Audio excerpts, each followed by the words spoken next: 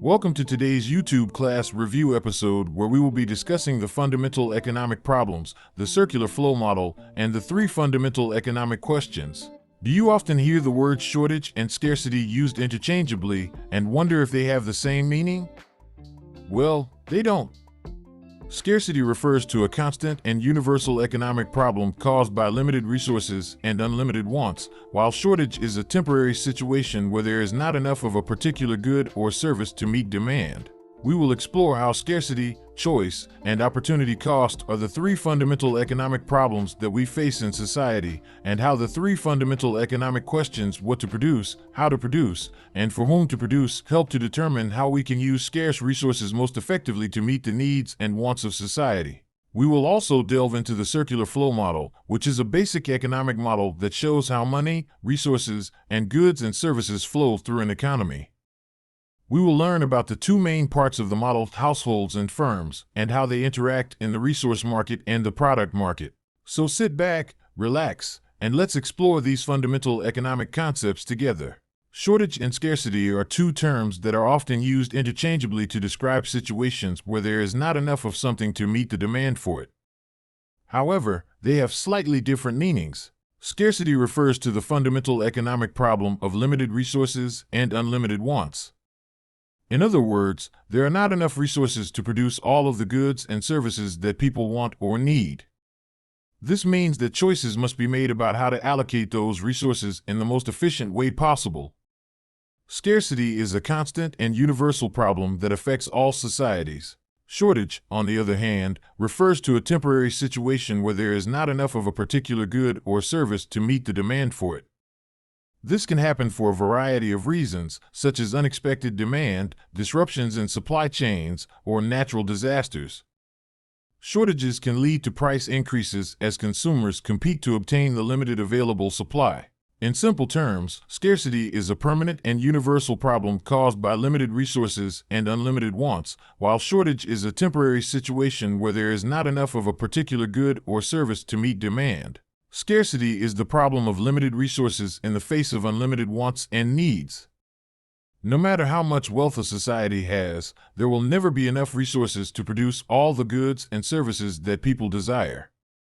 This means that choices must be made about how to allocate resources in the most efficient way possible. Choice is the problem of deciding how to use scarce resources to produce goods and services. Choices must be made about what goods and services to produce, how much of them to produce, and for whom to produce them. These choices depend on a variety of factors, including consumer demand, available resources, and the goals of the society. Opportunity cost is the problem of choosing one option over another and giving up the benefits that would have been gained from the option not chosen.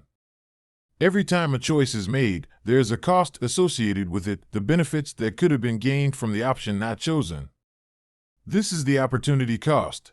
In simple terms, the three fundamental economic problems are scarcity, which means that there are limited resources and unlimited wants and needs, choice, which means that decisions must be made about how to allocate those resources, and opportunity cost, which means that every choice involves giving up the benefits of the option not chosen.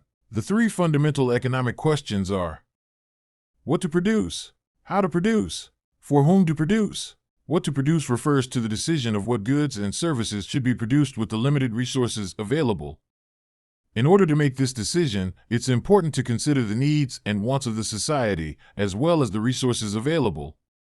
For example, a society with a high demand for food might prioritize producing crops and livestock over luxury goods. How to produce refers to the decision of what methods and techniques should be used to produce the goods and services. This decision can depend on a variety of factors, such as the available resources, the level of technology, and the skills of the workforce.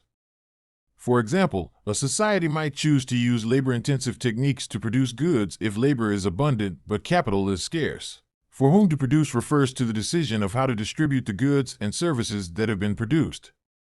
This decision can depend on a variety of factors, such as income levels, social status, and other demographic characteristics. For example, a society might choose to distribute goods and services based on need, or they might use a market-based approach where goods and services are distributed based on the ability to pay. In simple terms, the three fundamental economic questions are what to produce, how to produce, and for whom to produce.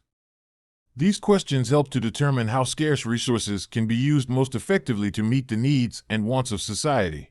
The circular flow model is a basic economic model that shows how money, resources, and goods and services flow through an economy. The model consists of two main parts: households and firms. Households are where people live and consume goods and services. They supply labor and other inputs and demand goods and services from firms. Firms, on the other hand, are businesses that produce goods and services. They demand labor and other inputs and supply goods and services to households. In the model, households earn income from firms for their labor and other inputs. This income is then used to buy goods and services from the firms. Firms then use this income to pay for inputs, such as labor and raw materials, and to produce more goods and services. The circular flow model also includes the government and foreign sector. The government collects taxes from households and firms and uses the revenue to provide public goods and services. The foreign sector includes other countries that trade goods and services with the domestic economy.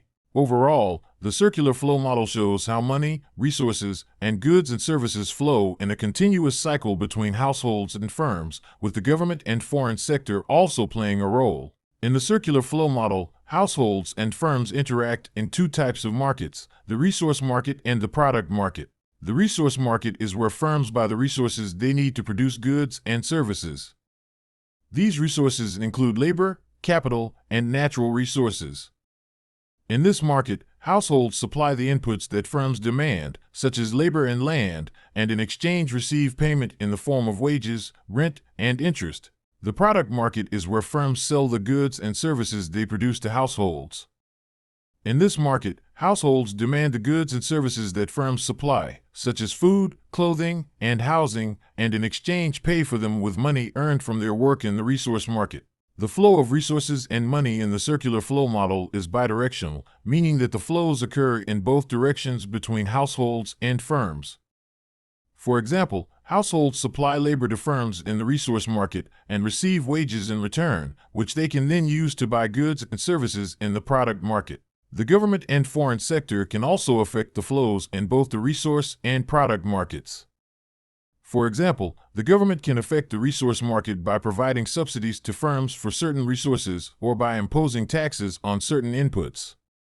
In the product market, the government can affect demand for goods and services by increasing or decreasing its own spending or by regulating certain products.